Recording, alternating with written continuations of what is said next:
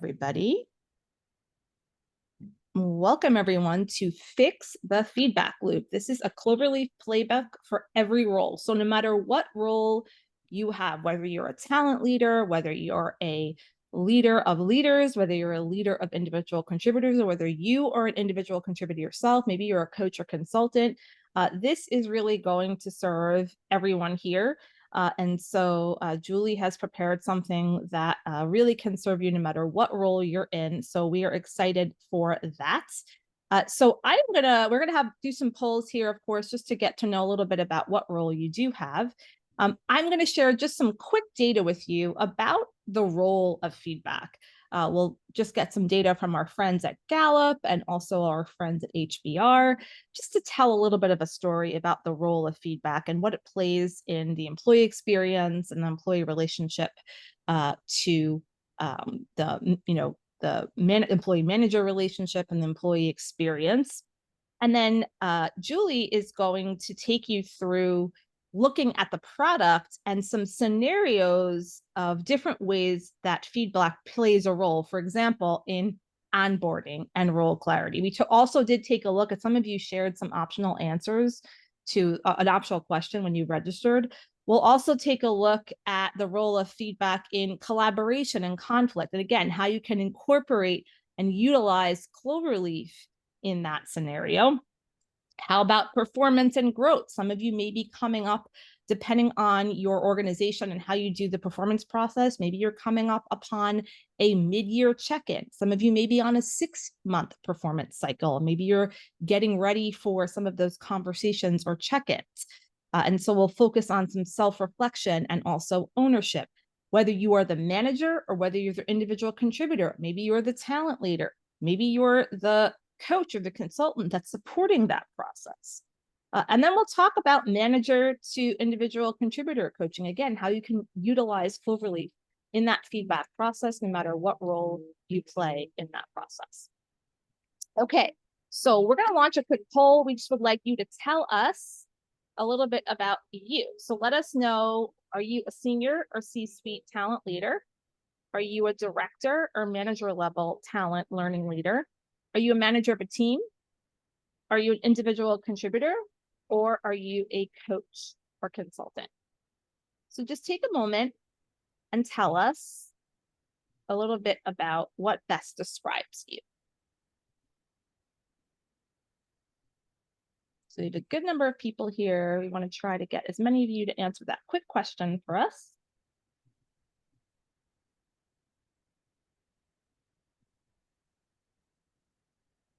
Which role best describes you? So we have 82%. I know we can get to 90%, 84%. Quick answer to that question, 85%. Get a few more of you. Quick answer to that poll right on the screen. Just let us know what role best describes you. It also helps us shape the conversation. We have a few more people joining us now too. So if you just joined us, there's a poll right on the screen. Just let us know what role best describes you. Awesome.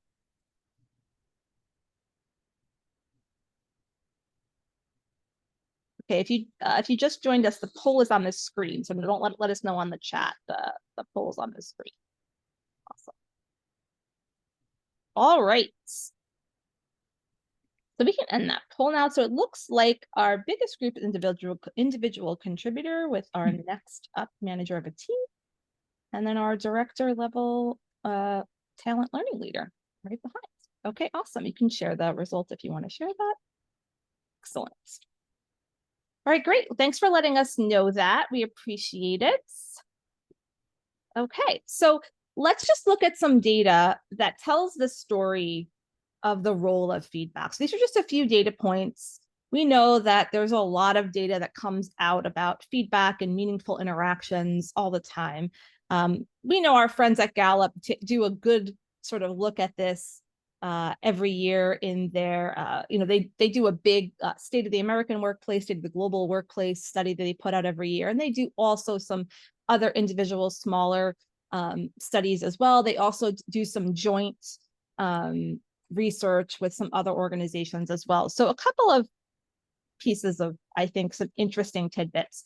So this is from Gallup. It's, recent from the past 2 years. 80% of employees who say they have received meaningful feedback in the past week are fully engaged, regardless of how many days they worked in the office, right? So this doesn't matter if people are in the office or they're not in the office, whether the team is virtual or they're physically with their leaders, right? So if they are receiving that meaningful feedback, and this actually speaks towards the timeliness of that feedback. So anytime you ever attend a training about feedback, you're going to hear about the timeliness of it. So when feedback is received in proximity to when the actual moment happens, whether it's positive feedback or whether it's constructive feedback, the timeliness actually matters. And so this is talking not only about, it's not actually saying whether it's positive or constructive, but it's talking about frequency. And it's linking that frequency to engagement. So that frequency is also speaking to a relationship that that leader is having with that employee, right? So we're seeing the connection between not just feedback, not just good job, we're saying meaningful feedback. This means something to me. If it's positive, it means I'm being seen. If it's constructive, it's meaningful because I'm growing from it. It's something that I'm not just saying good job or thank you, right? Also, so this is from HBR, also recent past 2 years, 72% of employees rated managers providing critical feedback as important for their professional growth. So sometimes the leaders may hold back on critical feedback. I was just training some middle managers on their performance management process, which is coming up. They are on a six-month cycle. And we were talking about having to deliver critical feedback. And some of them were talking about their discomfort with that. So even if it feels like it's going to be uncomfortable, or even if it feels like I don't have the skills or I don't have the comfort around delivering something that may land in a way that might be unpleasant.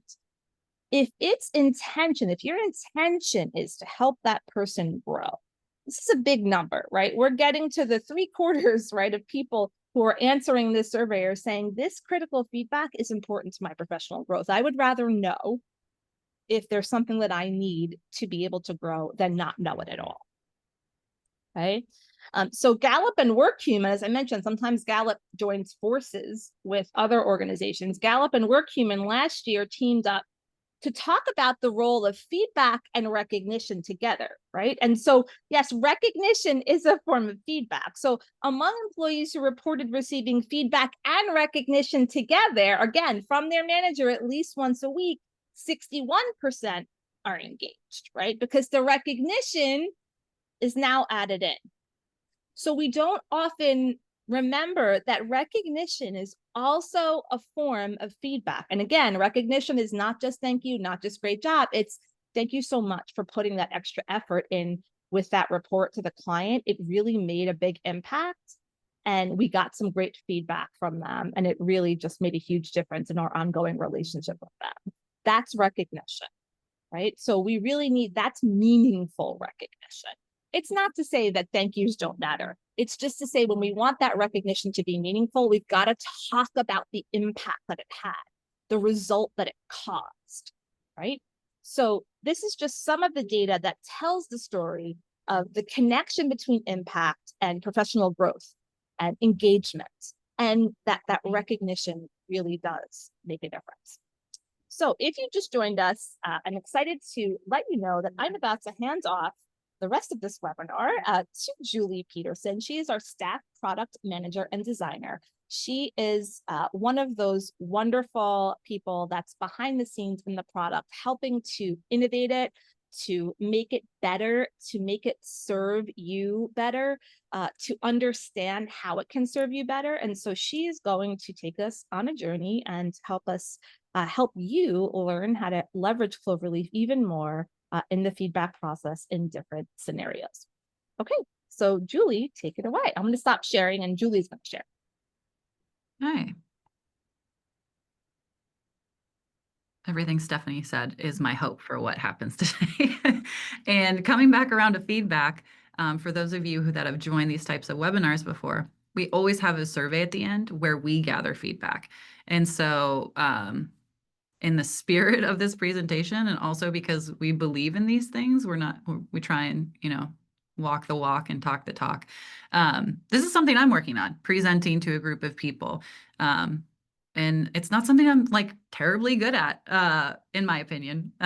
But your feedback at the end of this is going to really help me grow in this area. And it's also going to help this team know what to do next. And if we actually answered your questions, which is always my goal as a product manager and designer, is to make sure that we're solving people's problems and actually answering their questions and building the solutions that they need. So that's my little plug there. So feedback's important. Stephanie just went over some data about why it's important. But we recognize that there's no easy button for feedback, especially critical feedback. It's hard. It can be uncomfortable. And there are ways, which I'm going to talk us through, in which you can make it a little less uncomfortable and more baked into your culture. So both as managers and ICs, you need to work on integrating it into your culture. And that can start in onboarding. So new hires are often getting really broad advice, but little clarity on how they work best or how they communicate, which can be impacted even more by remote work. So you're not getting those conversations that you have in the office where you're learning about people and how they communicate and how they receive feedback. It has to be a little bit more intentional. So Cloverleaf can give you the tools to make it intentional without giving you too much extra work. We're also going to learn how to elevate collaboration and navigate conflict. And this is important because oftentimes people misinterpret each other's tones, their timing, their intent, which is exacerbated under stress, because there's so many other emotional factors that come into play. And then we're going to work on truly integrating feedback into performance and growth. We'll go into this a little bit more in detail, but I personally, and I think Cloverleaf also believes this, but performance reviews, the system's kind of broken. And by using Cloverleaf, you can help fix that process and make it a little bit easier and reduce the cognitive load. And that all really starts with reflection and self-awareness. And then we'll tie it all back together with talking about how managers can flex their coaching muscle. And it's not just managers, it's anybody who's a leader, really. And you don't have to manage people to be a leader. So let's dive in. So first, let's talk about integrating it to your culture, starting with new hires. So I would recommend that when you have a new hire, you get them onto Cloverleaf and you get them taking their assessments within the first 1 to 2 weeks. And depending on what your organization uses, the assessments that you utilize, that shouldn't be too difficult. It's not too big of a time investment, but you want to integrate those assessments early into that process.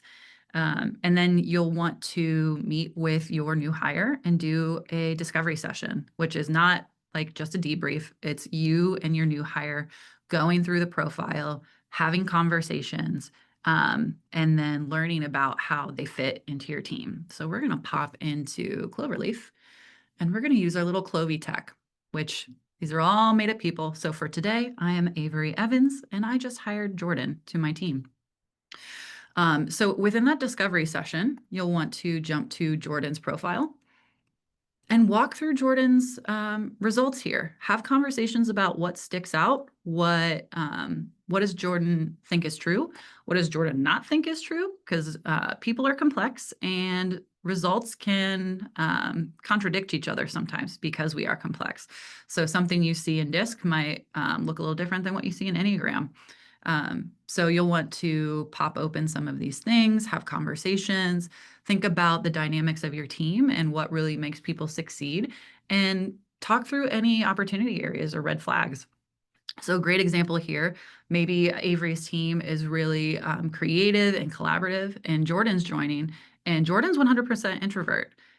Interestingly enough, I am also 100% introvert on a really creative, collaborative team. So what are some things to take note of? Specifically, Jordan likes to work alone, gets more energy in smaller groups. So what are the steps that you can work towards and really flag those opportunities? How can you set up schedules? How can Jordan create their own cadences with meeting with the team and collaborating while respecting Jordan's energy preferences? How do you make sure by the end of the day Jordan's not burnt out, or by the end of the week they're like, I don't think I can do this. So that's a great conversation starter, starting with 16 types, and just walk through this, walk through what makes sense, what doesn't make sense, talk about strengths, and what strengths Jordan believes are true, get an understanding of what those strengths are, how they can contribute to the team. Again, this is really like a learning journey between you and your new hire. And then once you have a really good grasp on Jordan's profile and what it means. This is also a really great opportunity to build trust. So I think there were some questions around this in the registration, but some people aren't comfortable sharing this type of information, or maybe don't believe in assessments. And so this is a great way. For those of you who know, Peggy talks about baby birding, but to like baby bird our product and build trust in it, without sharing all this information with the world. It's just a way to make sure that they believe in their results. And that's important because that translates into the coaching that they're going to get and that others are going to get on them.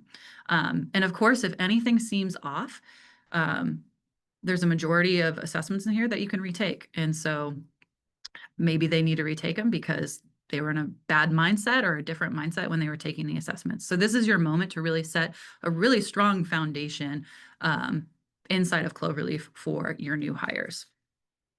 The next thing I would do is I would jump over to your team dashboard, because this is your opportunity to talk about your new hires, or talk with your new hires about the unique values that they bring to the team, or the unique strengths that they bring to the team, or the gaps that they start to fill on the team. And so that would just be like part of this one-on-one that you have with your new hire, walking through and talking about what's unique about Jordan now as part of the team. Well, Jordan is she's one of the 2 starters on the team, which is great to know, because this helps you shape your team cadences throughout the week, not only for the full team, but for Jordan. So if Jordan is a starter, it's probably best for you to like schedule your meetings with Jordan in the morning if you're trying to do deep thoughts or have really good feedback sections too. That's like their peak area. But for any team stuff, you probably want to look at sometime in the mid-afternoon, noontime, to do any team level things.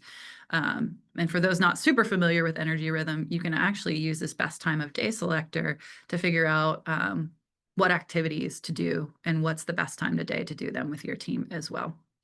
So just a little plug for that. Let's take a look here. Jordan is also slated into the conscientiousness quadrant, so making your team even more bottom heavy than it was before, so something to consider and have a conversation around as well. Jordan is also the only Enneagram 5 on here, so that would be a great opportunity to talk about the unique strengths and personality traits that Jordan brings as an Enneagram 5 to the team as well. And you can translate that into goals for the 30, 60, 90. Which was kind of an eye-opener for me, because I've struggled in the past setting goals for my new hires 30, 60, 90. But this is a great way to translate things that you learn about Jordan into like little micro goals through that experience. So if Jordan is really great at taking like a big picture view and coming up with really interesting, innovative ideas, maybe you set a challenge for Jordan in the first 30 days to come out of a team meeting and do a debrief and bring one new innovative thought to the group, to really challenge and lean into their strengths and their behaviors and their personality traits.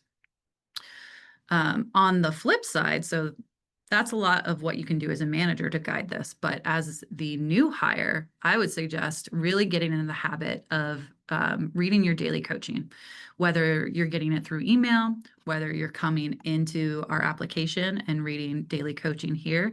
That's going to start to make it really easy for you to get coaching on yourself and your teammates, which gives you an opportunity to start having conversations early that maybe are led by the coach tips or the learnings that you're having from your team.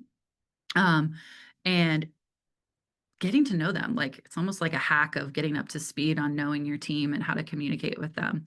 I had a customer tell me that it was, like, crucial to their onboarding experience because they had to just kind of jump in. They were more of a senior level individual contributor, and they jumped in and used, their calendar insights actually to know about the people they were meeting with and the type of presentation they had to put together. And she said that was so incredibly helpful for her because she just had to jump in and hit the ground running, and that gave her kind of like a little hack to know how to present well to the people that were in that meeting. And those weren't even her team members. They were stakeholders. And so that gave her a good way to prepare for that.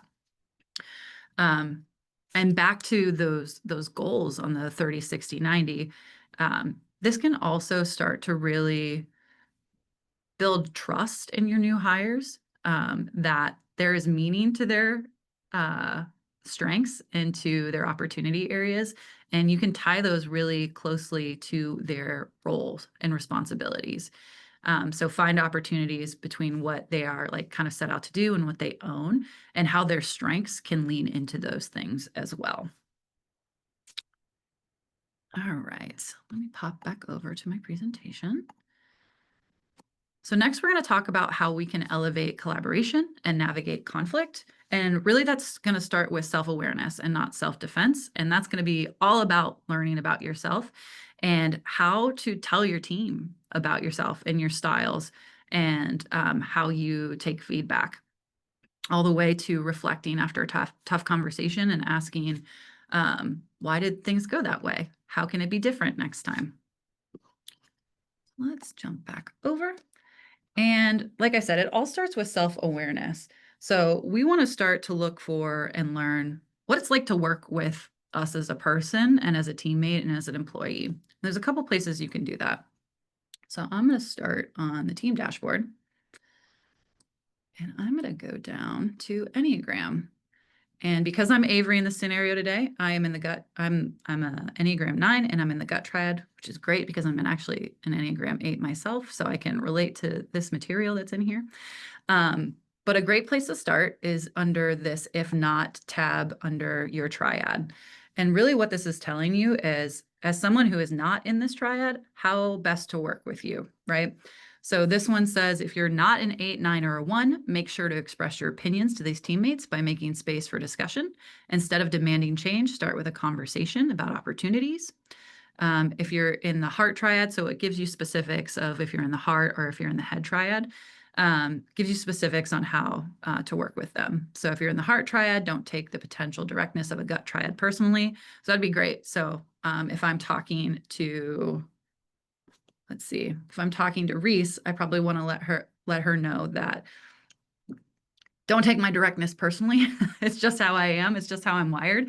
But if you do find offense to it, please let me know and let's have a conversation around it. So these are the opportunities you get to learn about yourself and be more proactive about maybe some of your own blind spots and your own like red flags, so that there's less emotion tied to it and more of the science-backed piece to it that can help start a really great conversation. Also, you can learn about your strengths in here. I think blind spots, though, a lot of people ask about blind spots. So this is speaking to you. So let's see. At the core of 8s, 9s, and 1s, they aren't willing to change their opinion or beliefs just because they're told to do so. However, it's important for these teammates to be flexible in considering the opinion of others. This does not mean, excuse me, being completely compliant with beliefs they don't agree with. Rather, it means allowing space to consider different opinions. When frustrated, these teammates may have a strong emotional response and may need to remember not to take things too personally. Being in this gut, I feel that when I feel slighted or I feel left out, I often shut down. And I've actually told people that. So if you ever hear me getting really quiet, I'm having an emotional reaction to something.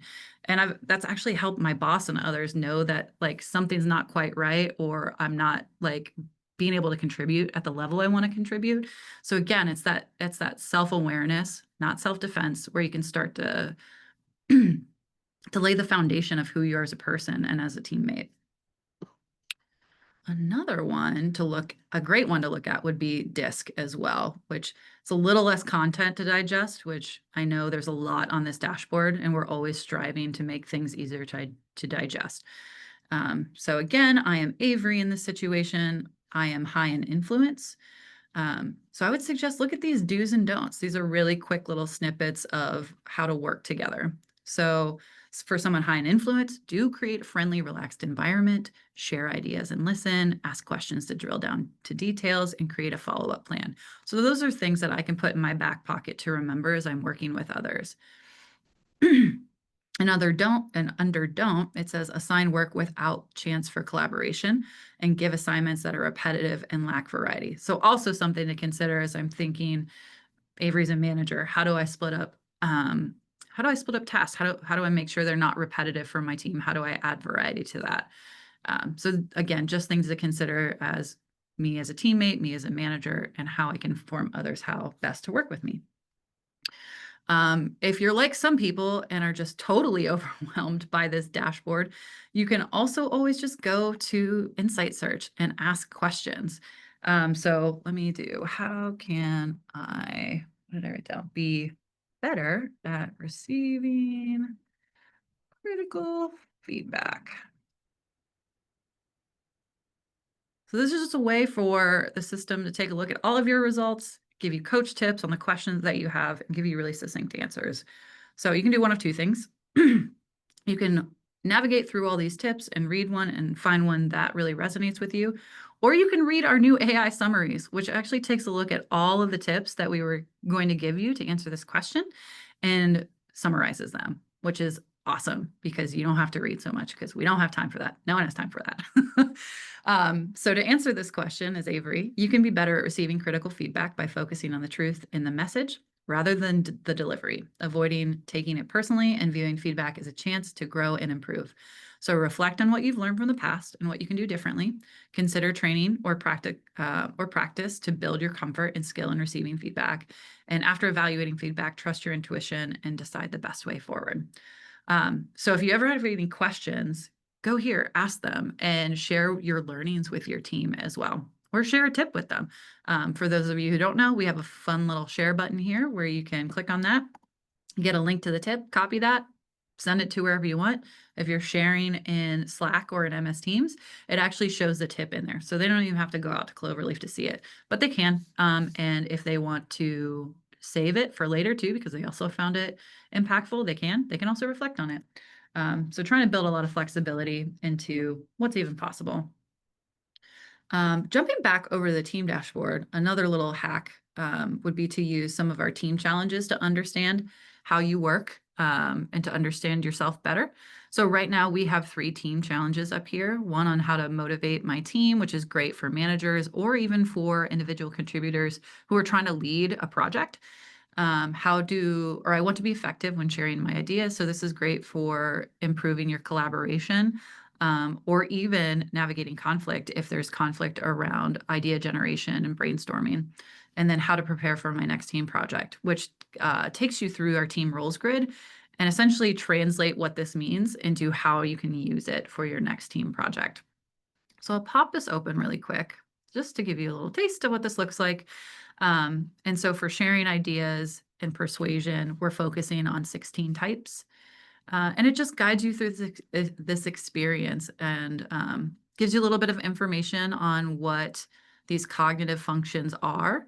So these reveal how consuming information, specifically sensing versus intuition works, and then how people make decisions, which is thinking versus feeling, because these 2 preferences really shape how your teammates like to be persuaded.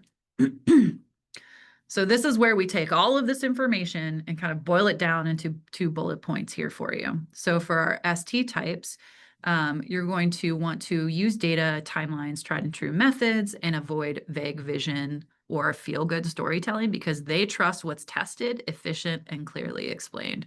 So not only is this great for managers to understand about their team, but this is an opportunity for you to learn about yourself and what your cognitive pair is. And again, be able to understand that, digest that, and share that with your team about how it may impact your relationships and your communication and your feedback style.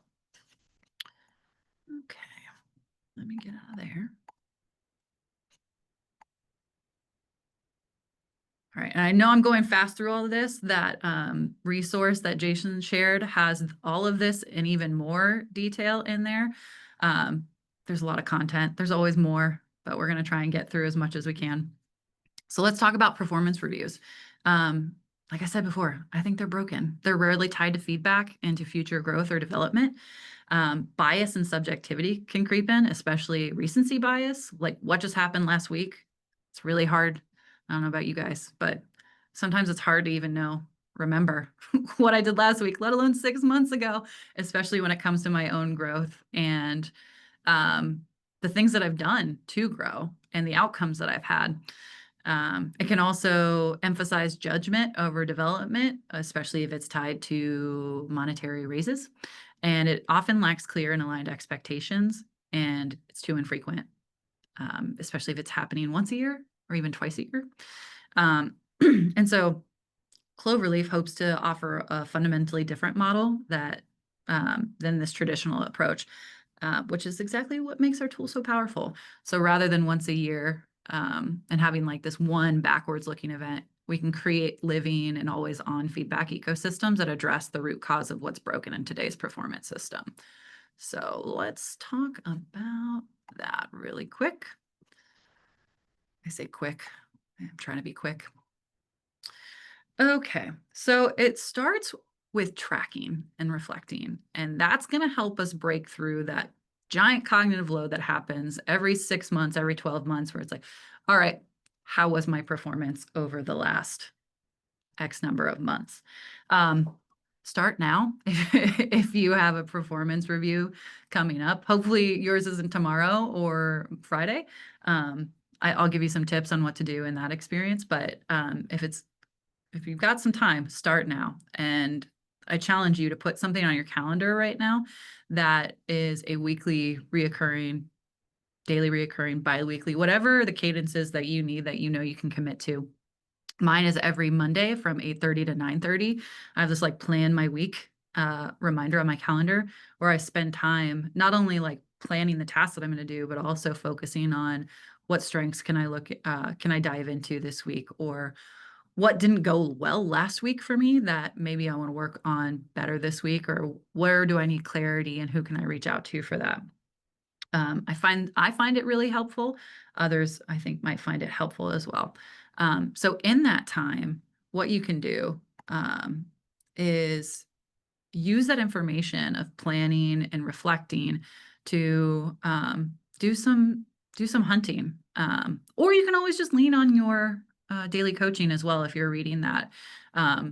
The one downside to daily coaching is it's not targeted as much as you like starting your week and planning your week. So what I would suggest is once you do your reflection and know those areas that you want to focus on, you go and find some supporting information in Cloverleaf to help really guide that experience for you. Another great way to give yourself some guidance is our coaching focus. So you can change that at any time. For new people coming into the product, you're asked to set your coaching focus when you create your account. And so Avery's coaching focus is managing conflict. And maybe that's something Avery set with their manager, their last check-in or their last one-on-one or their last performance review.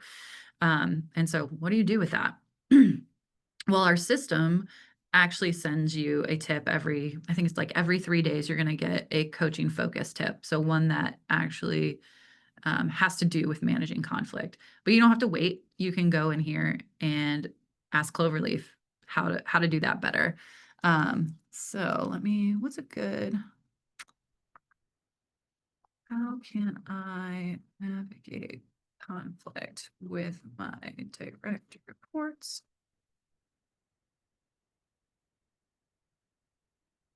Awesome. So you can already start to see tips come up that are tagged with coaching focus. So they're already in the system that way. You don't have to wait for them. So this one says, take advantage of your natural talents of managing conflict by redirecting the team's attention to a common goal. And because you've done that reflection and you've gone and looked for this, you can start to make connections there. So in Avery's case, maybe there was a team meeting last week where that actually happened. I got to practice, as Avery, of course, the ability to align my team on a common goal to help manage conflict that can happen when the team isn't aligned. So again, preparing for your next performance review, pop open your reflections. This is a great area to either take notes on the tips that you're reading, the things that you've done in the past where you've made that connection, or you can even read these prompts here and get some ideas on what to write. So this says, how can you leverage your conflict management skills to unite your team towards a shared future objective? Which is great, but I'm already ready to write. So I'd probably write something like, I got to practice this with my team last week during our project kickoff, where when we started, there was concern around the end goal. So I'm going to save that. And that's my moment in time. I'm working on managing conflict. It's likely something that I want to bring into my performance review and show growth on. So now I don't have to wait 6 months to talk about it. I had my moment in time. I got to reflect. I had a tip. I attached my notes to it. And that's really easy to go back into Cloverleaf and see those reflections kind of stack up over time. You can also search. So if you're looking for something specific, you can type in goal. I think, Stephanie, what you tell people to do is add like a hashtag in there, because then it's really easy to like create your own hashtags and go find them. You could also just look for keywords too. So this lets you create any type of system that you want to be able to find your tips really quickly, to find your reflections really quickly. And so if you do this once a week for a month, you've got at least 4 milestones potentially that you've just created for yourself that has tracked your growth. Multiply that by 3, there's 12. Multiply that by 6, 24. So now you are creating a running document, which takes 5 minutes, depending on how long it took you to reflect and how much time to plan, which is going to severely reduce the amount of work that you're going to need to do during your performance review, which, as a previous manager, can be exponentially increased by the amount of people that you manage and by the amount of peers that you might have to review. So this is just a great little life hack for how to make those experiences even better. So that's about preparing, but then how do you go and use that? Well, we talked about how to use reflections, but if you're not the type of person to do this, which I get, like it is a little bit more work, you can just pop into your profile or look at your own assessments when you go to complete your performance review. Or what we've done in the past at Cloverleaf is we'll often include coach tips inside performance reviews to speak towards our strengths and where we saw them come into play, where we've been able to practice them with our teams. Even in peer reviews, we've done that. And it's been great because it like makes that mental connection of who I am as a person to how it showed up in my work. So use your strengths, talk about how you've been able to actually utilize your strengths as part of the team and the impacts that you've had on your team and the impacts that you've had on your people utilizing those strengths. Talk about where you haven't been able to utilize your strengths and maybe you want to lean into it more. So maybe one quarter you focus on strategic and your strategic and your communication strengths, and you feel like you've done a pretty good job growing in those and being able to utilize those strengths. And maybe the next quarter it's individualization and woo. There's so much information in here, and we're people and we're complex, and there's always room for growth and room for diving into Cloverleaf and figuring out something new about yourself. Okay. And then when it comes to growth, I want to speak to managers a little bit because accountability can also be hard because sometimes you get into just the day-to-day of getting stuff done. And so how do you hold yourself accountable to growing yourself and for managers growing others? And what I would suggest is really start by setting that calendar reminder, or even just like starting or ending your week with taking control of your growth and spending time on it. And I know that can be hard to focus. So if you just figure out ways to hold yourself accountable, whether that's yourself and your calendar reminders or creating a feedback routine with your manager, That's how you can start to hold yourself accountable. So if you have one-on-ones, also, if you don't have one-on-ones, I suggest you do them, and use that time to create that feedback routine. Have a conversation about it. What did you learn last week? Where were you able to exercise giving feedback to others or receiving feedback? How did it feel? How can you do better? And take those learnings into your next week. So that's a great talking point to add to your one-on-ones with your managers. All right. How are we doing on time? All right. Cool. I think we're good. Last one, bringing it all back around. So as a manager or even as a leader, how do you flex your coaching muscle? And I've kind of dropped some little hints in here throughout the experience, like starting your week with coaching and growth and setting that time aside. But managers starting weekly one-on-ones with Cloverleaf conversations, whether that's coach tips, whether that's deep diving into people's profiles, that gives you an opportunity to start to build like a common language with your team, and just reinforce the usage around Cloverleaf and what it can do for you. Because again, you should be the one modeling this behavior for your team, and help build the culture as well. So start with a tip on yourself. It's not just about them. What can they learn about you that maybe they don't know? Or what's a tip that you thought might have impacted them recently that you want to have a conversation about? And then bring one up about them. Like Stephanie said at the beginning, affirmation is huge. So you can use coach tips to affirm behaviors you've seen, strengths that people have been able to exercise as part of their experience on a team. Bring those into the conversation. I can't tell you how many times we've sent each other tips and had great conversations around it. And actually, I'm going to talk about activities too and how you can do this in a more formalized sense as well.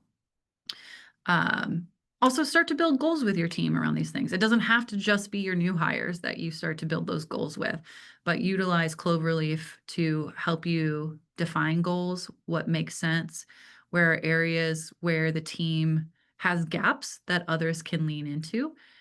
Because just because they're on a team dashboard somewhere on a visualization in a quadrant doesn't mean they can't go play in another quadrant somewhere, which also bringing that all around to assessments, because I know people are like, can we retake them? And what does it mean?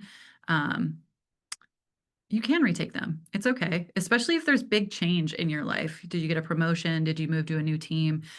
Did you move from like a customer-facing experience to a more internal or vice versa? An experience I've had is when I joined Cloverleaf, one of my team members didn't think I was real because of my results and how down the middle they were. And that's because of the situation that I was in, where I had to be client facing, I had to be a manager, and I had to be an individual contributor, and I had to play a lot of roles. And as times have changed and I'm more internal facing now, and I don't have to play those roles, I've retaken my assessments and I've seen myself change over time, and my profile change over time, and my scores change over time, which impacts my coaching, and it gives me new coaching and gives me new tips as well. So this isn't a tool that just dies on the vine. It changes with the circumstances of yourself, your environment, your team, your role, which can keep it alive and keep people engaged. So let me pop over. I'm going to spend the next 3 minutes really quickly talking about activities, because I really believe in them. I think they're an easy way for people to get comfortable with Cloverleaf and to start to formalize some of the experiences with it. So on your reporting team dashboard or your team dashboard or even dashboard builder, you have the ability to start a team activity. And for those that have never used the activities before, I would highlight the spotlight and the scavenger hunt. And just they're a little bit more easy to understand, easier to run than our Team Traits Explorer. And they require less time. So let's pop open Cloverleaf Spotlight. And this is just a little guide on how to use it. You actually don't have to run the activity in our system. If you wanted to do this more on your own, you could. We wanted to give you directions on how to do that really easily here. There's also a video walkthrough of what running one of those activities looks like if you're more of a video type of information digestion person. There's also a guide up here. It's a nice little one pager. So if you want to print it out and share it, or print it out to use it to run your activity, you can do that. So we're going to set up an activity. And because I was on the team, my Clovitech team, you can see all of the members of that team here to make sure you have the right team. And then a really nice assessment reminder here. So these first two activities, you can use any assessment for those because it's based on the coaching tip experience. But as we know, the more assessments you have completed, the more coaching you have available to you. So this is a great way to see who hasn't taken assessments on your team. So this highlights there's one of 11 participants that have no instinctive drive assessment results. So if you wanted your team to really focus on instinctive drives, you could copy this link, send it to them, and it will start them on the first page of the assessment so they can take the assessment. So no need to tell them where to go and how to do it. Just send them this link. It's really easy for them to get started. You can also set a goal. And what setting a goal does is just aligns you to the directions once you get in the activity. So for this one, we're going to celebrate our team's strengths. Another thing to note is you can collect feedback. You don't have to, it's checked by default, but this just sends participants a little feedback push after the activity is completed that asks two questions. The first one being on a scale of 1 to 10, how valuable did you find this activity? And then the second one is what's one key takeaway you have from this activity? So this will just give you insight into how they felt about the activity. Did they find it valuable? And what were the takeaways? Just to give you a sense of like, did it work? Did we accomplish our goal? Should we never do these again? But again, you don't have to do that if you don't want to. I'm going to uncheck it and you can start the activity now, or you can save it for later and start it when you are ready. So I'm going to start the activity now, which takes us into what we call our facilitator view. And so on the left, you'll see activity widgets, which right now only Insight Search is in this activity, but for other activities, there's multiple widgets that show up in here. And on the right, you see your participant list. And then up here, you see your view directions and your end activity button. So you can pop open your, oh no. There we go. It's not a true demo unless something goes wrong. So you can pop open your directions, and we've tried to keep them as succinct and easy to follow as possible. But for this activity, you're going to select a volunteer. You're going to ask who wants to be in the Cloverleaf spotlight first. You select them from the participant here over on the right. Let me pop this back open. And because we are working on supercharging collaboration, you'll want your participant to either select from work styles, persuasion, or communication. Actually, we went with celebrating strengths, sorry. Work style, motivation, and development. And you can do one of two things because we introduced AI summaries, which are now also a part of activities, which is awesome. So you can either have them navigate through the tips that are available here and read them and find one that really connects with them, or you can read through the AI summaries. And the point here is to really, because our goal is celebrating strength, is celebrate the strengths that we have around our teammates. And so you'd click one of those three pills up here. So probably work style, and you'd have Kai read through a tip or read through the AI summary, talk about how that's played out for them in their work recently. And then you'd have a couple key team members speak towards how they've seen it play out for them as well. So you can talk about the strengths, how they've showed up for the team, and how that's impacted them as well. And so this is just a little taste. Like I said, our resource document has a lot more scenarios and ideas for you in terms of flexing your coaching muscle. But we are at 12:52, so I'm going to call it for my side. And Steph, do we want to like answer any questions or go deeper in Yeah, if anything? anybody has any questions, I want to just give them the opportunity. We have a few minutes before Jason, if you want to drop the feedback link in the chat, we can drop that link in there. But if anybody has any questions and you want to pop them in the chat, you want to ask us, that would be great. We do have a feedback link. If you want to start filling that form out, that would be awesome.